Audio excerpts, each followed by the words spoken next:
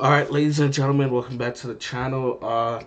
We actually hit 30 subscribers the other day, so shout out to you guys for that. I know it's not a big number, but growing this channel bit by bit, trying to see where we can get, where we can end up at. Hopefully, the goal is maybe sometime, if I'm being consistent, stuff like that. The goal is to be able to hit 1,000 subscribers, and we'll see where we're going from there. But yeah, anyway, let's get on to the review. We got Real Madrid versus Atalanta today in the Champions League. Very good game. Uh, we have a lot of stuff that we should be talking about. First off, let me go into Atalanta. Very good team. There's a reason why they're first in Serie A, and they went on a crazy unbeaten run today. But today, Real Madrid actually showed up, and we've played one of the better games. The way this game started with Kylian Mbappe, actually proving that he's might be the best player in the world again. Actually, just showing up. It was very good. I don't know if it was like a I understand it now moment. I thought he actually spoke very well in an interview that he did earlier this week, and it just looked like he finally understood what it meant to play for Real Madrid. And then today, his touch, which is one of been my his first touch, which has been one of the bigger criticism from our fan base about him. Like, he's just ruining the touch because he doesn't have a first touch, and you need that. You need to be able to control the ball to be able to do something with it. And today, that was on perfect display. You saw him cooking defenders left and right, and then he could have had a hat trick today, but he only scored one goal, one brilliant goal that was taken brilliantly. And then there was like a long ball that Rudiger played to him. He controlled it so perfectly, and you could even the announcers was like, "Oh, this is the Kylian Mbappe that Real Madrid were waiting for." And it's not like he was doing it from the left side either. He was doing it from the right in the middle. So that was something even better to see. And it wasn't just him. The whole team looked very fluid today, which is something I guess I'll give Carlo credit for, which was very good to see. Uh, and then after that, unfortunately, he went down for injury. Rodrigo came on Rodrigo, who himself is still injured, came on. And at this point, I'm not gonna lie to you guys. If I'm Florentino Perez, I'm Carlo Ancelotti. I'm just on the team. If we'll do what we can in the Champions League, but our main focus should be on La Liga, because if we can, I'll say focus on the domestic trophies, and then we'll see what we can do about the UCL. But I don't think the way with the injuries that we have and everything that's going on, I don't think this team is and ready to play. I don't think it's smart for us to go deep in the UCL rounds, like, and everything, and try to compete with La Liga at the same time. Uh, I know that's like that sounds like a privileged thing to say, but at this point, that's just what my thinking is with the squad. But yeah, like I said, Atalanta played very well today. Lookman was cooking the hell out of what to call Lucas Vasquez today, and it was to the point where both Brahim Diaz and Dani Ceballos, who both had brilliant games by the way, had to come up and give him some help.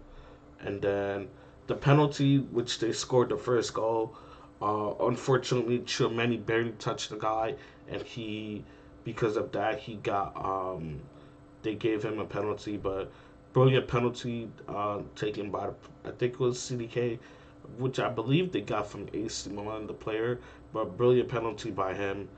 Top bins, brilliant, brilliant goals from this game, by the way. Like I said, Lookman, brilliant today. Might be performing over what people expected him to play like, but especially after if you've seen what he did last year, you can tell that he was a good player, was a top 30 Ballon d'Or player. But yeah, I'm trying to see what else I should quickly talk about. Vinny, I didn't believe Vinny should play this whole game simply because he was coming off injury. If you follow me on Twitter, I was like, get him off at halftime, bring on Hendrick, simply because he didn't look like he was moving right. But he started dropping more deep in the second half, and then you saw him being able to play some long balls to Jude, who scored from one of those long balls right away, and then their connection is just beautiful. I feel like if you play through these two, there's not a trophy in this world that you can't win, and we've shown it last year, and they showed it tonight again. It's just figuring out how you add Mbappe and Rodrigo to this with keeping your midfield, and then being able to defend in a certain way. And then Fede had a quiet game, like nothing too crazy from him. I think he did his job. Same for Ceballos, Brahim Diaz, brilliant game from them. And then Jude, like I said, Jude is a special player, and I don't think I'll ever get tired of saying that. Um, this I get excited. Don't get me wrong. I get excited when players score my team, but there's something about Jude. The only person that makes me like that gives me more joy than Jude in terms of watching them play and doing them do. I'm not even gonna say it's not on the. It's more. It's on the same level. It's Cristiano Ronaldo for me. When I see those the way those two play, just they don't play the same. But let me rephrase what I'm saying. The joy that I just get from seeing them do well is above any other player in the sports, in my opinion. Like brilliant game from him. He does everything so well. He defends without you needing to ask him to defend. He'll lead the press. He'll create for you. Like he created a chance for Rodrigo today, who should have scored, but unfortunately he did it. Like the guy is all over the pitch, and I remember listening to SDS. If you don't follow them, it's a big what's called football stalker podcast, and they were one of the guys said that Jude does too much sometimes, and he said that as a criticism. I'm like, bro, Jude does just enough for me, bro. He does everything for me, and I love watching it. Maybe it doesn't work at international level, but for Real Madrid, bro, that shit works, and it's beautiful to see, bro. And it gets me hyped up to the match, bro. I think I have one or two Jude Bellingham jerseys, bro. I'm so happy. Like oh my, I was one of those Madrid fans that are saying, "Oh, we don't need him, this and that," but he's proven me wrong so many times, and I'm so happy that he signed for us. And I hope that he doesn't leave. By the way, like he's not allowed to leave. And then I'm just trying to think of the other players that we had on the team. Yeah, Lucas Vasquez today was. It's at this point. I'm not trying to tear the guy down, but it's 2024. He should not be starting for us. But yeah, I'm gonna quickly touch on the two defenders in Courtois. Courtois wasn't horrible today. Like he gave up a penalty. They scored from a penalty and a brilliant shot from his near post. So like not too. It's not like, and then he also made a bunch of saves also. So it's not like he was just doing anything out there. And but yeah, brilliant, good game from Courtois, even though we gave up two goals. Rudiger played some good balls today. Good to see his leadership again. Uh, there were times when he was going up against CDK and he just manhandled him, bro. Like, and I was just thinking about it, bro. Like, he's such a perfect signing for us, bro. He brings on a lot of energy and stuff like that into the pitch. There was a moment where they almost scored and you just see him going off, bro. And you need that energy to tell the players to wake up, bro. Like, we're in this game and we're trying to fight. And he's like a perfect person. Like, if I could go to war with anybody, bro, in football, bro, Rudiger's at the top of my list. And then I saved this player for last because uh, this guy has been getting killed by our fan base for no reason, bro. And Chilmeni today, I know Adam Lookman, I'm probably saying his first name wrong, but Lookman, I think, got man of the match. But Chilmeni today, for me, brilliant game from him today. He dominated aerially. He dominated. Uh, can you say? No. Let me see. What was I gonna say? I'm trying to look up his stats. Uh, who would have his SOFA score? SOFA score. His SOFA score should be brilliant today, bro. Let's see what rating they gave him and the other players, but he should be one of the higher rated players, even though he gave up a penalty, in my opinion. But yeah, come on, why is my internet so slow today? Okay, here's Real Madrid.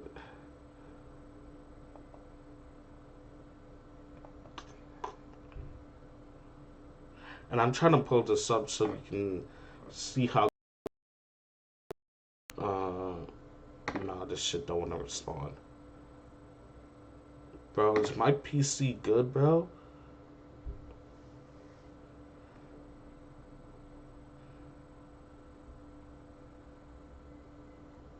Yeah, my PC might be fried. Or is it just this website? Bro, what the hell? Let me see if I can find it on my phone and then I'll just upload the picture later or something. I'll just read off his stats because, yeah, lineups. So they gave him a 6.8 SOFA score, but he had 5 clearances. Let me see if I can click on his name.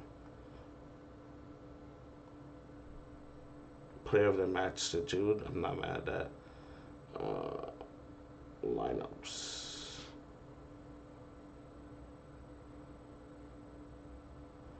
Yeah, I disagree with this whole back line. Uh, what's it called? Outside of Vasquez, but this whole back line, everybody, I disagree with it. This SOFA scores. Okay, there it is. So, 90 minutes played, 5 clearances, 4 blocked shots, 1 interception, 1 total tackles, dribbled past 0 time, won 2 out of his 1 ground duels. I don't know why it says he won 0 ground aerial duels when he won. He definitely won one. Possession loss once, 67 touches, and then 55 out of 56 accurate passes, which for 98%, and then long balls, he had 1 long ball, which is accurate. Like I said, brilliant game from him. This guy gets a lot of hate on from our fan base. Oh, you can't even see it. Let me move my camera. Uh, if my camera went smooth, all right. This video is very scuffed, by the way, but my PC is acting up today, and I don't know why. Is this video all right? What the, bro? What the hell is going on with my PC?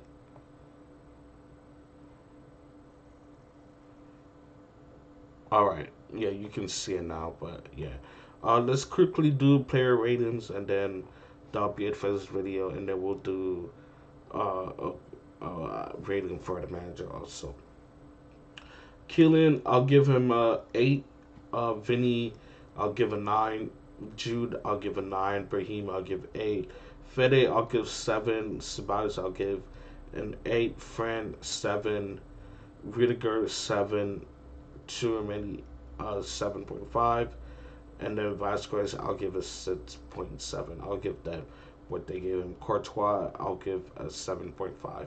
And then for Carlo Ancelotti, subs, I thought they should have came quicker, but at the end of the day, he kind of did manage the game all right.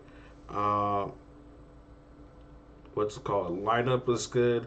Only thing I would have probably changed was Lucas Vasquez for Fede Valverde, but I'm guessing he didn't want to play. Modric just played 90 minutes in the last game, and he didn't want to play so actually I see why he didn't play somebody else there because we didn't really have another able midfielder. But outside of that, Raheem Diaz brought a lot of energy. So did Ceballos. helping him out. So yeah, good lineup by Carlo. Uh, yeah, I can't really complain. Let me see what they gave. Let me see what minute they came on. 87th minute. Yeah, outside of not bringing these guys on earlier, I don't have much of a problem with Carlo today. So good job, Carlo. Good job, Real Madrid. Very good to see us back on the win ways in the UCL. Yeah, let me see who we got next. Actually, let's open a tab. Bro, I promise my PC is never this slow. I don't know what's going on, bro. Good.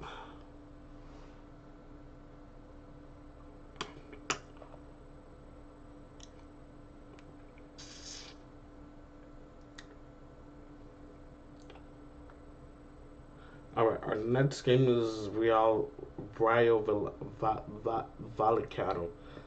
I don't know why that was so hard for me to say. And then in the UCL, it would be RB Salzburg. So that should be a good game. But yeah, very good to see the team back in winning ways in the UCL.